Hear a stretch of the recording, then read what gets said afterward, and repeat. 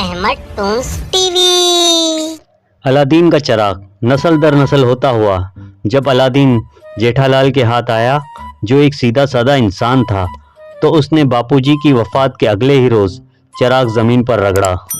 चिराग को रगड़ते ही फिजा में धुआं फैल गया और फिर इस धुएं से एक खानदानी जिन खौफनाक कहकहे लगाते हुए नमूदार हुआ।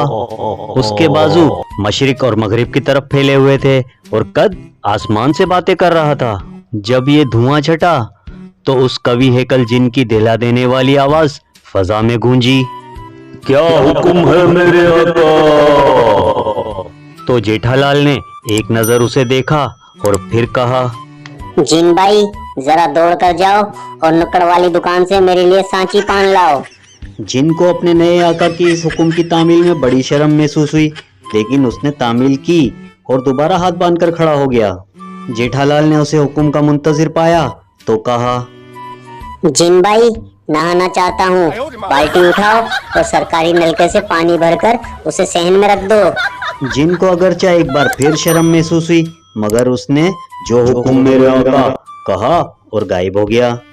नहाने से फरागत पाकर जेठालाल ने एक बार फिर चिराग रगड़ा, जिस पर एक गड़गड़ाहट सुनाई दी और खौफनाक कहकहे लगाते जिन नमूदार हुआ।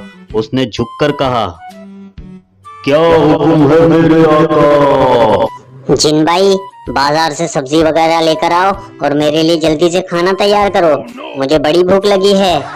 ये सुनकर जिन बहुत शर्मशार हुआ और गर्दन झुकाकर बाजार की तरफ चल पड़ा।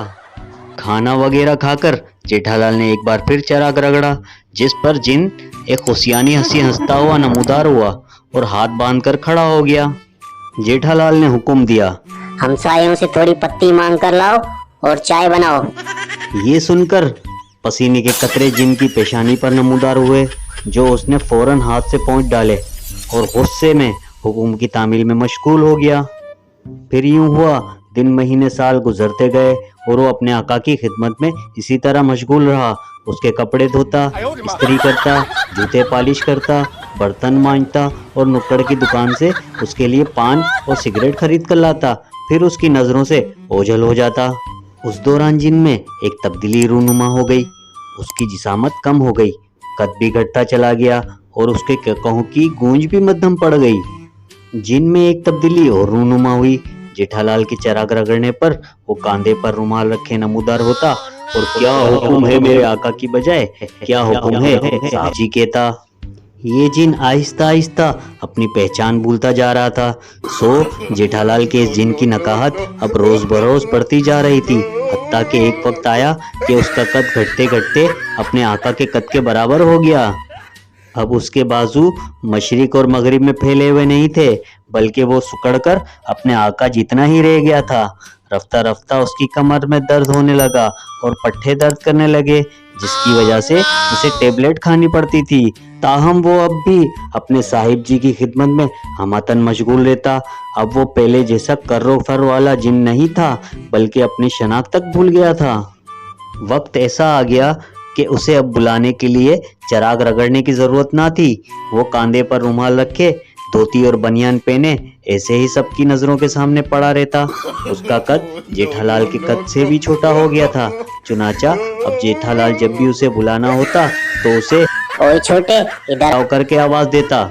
एक दिन जिन ने जेठालाल से कहा, साहब जी अगर आप इजाजत दें तो मैं कहीं और काम तलाश कर लूं। आपको जो तनख्वाह मिलती है इसमें तो आपका अपना गुजारा भी नहीं होता। जेठालाल ये सुनकर झेंप गया और फिर उसने रजामंदी के इजहार के लिए होले से अपनी गर्दन हिलाई। सो ये जिन आजकल बाबू होटल में मुलाजिम है और छोटे ओए की आवाज सुनकर थके थके कदमों के साथ एक मेज से दूसरी मेज की तरफ जाता है। कभी कभी उसे अपना माजी याद आता है तो उसकी आंखें भर आती है। मशरिक और मगरिब में फैले हुए बाजू और आसमान से बातें करता हुआ कद, बड़े बड़े बादशाहों के महलात को अपनी हथेली पर उठा लेने वाला जिन दोबारा जिन के रूप में आने के लिए अपनी तमाम कुव्वतें मजमा करता है, मगर अपनी तमाम तर कोशिश के नतीजे में वो सिगरेट के धुएं जितने मरगुले में से अपनी दुखती कमर पर हाथ रखे नमूदार होता। इस पर वो मारे निदामत के सर झुका लेता और होले से कहता, मैं बड़े कुफर वाला जिन था, मगर मेरे आकाओं ने मुझे कमजोर कर दिया।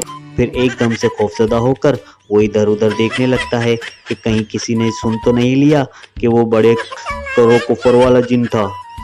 तो देखा दोस्तों, जब ये जिन अलादीन के पास था तो इसकी क्या ठाट थी, लेकिन जब ये जेठालाल के पास आया तो ना कोई इसका दिन था ना कोई रात थी।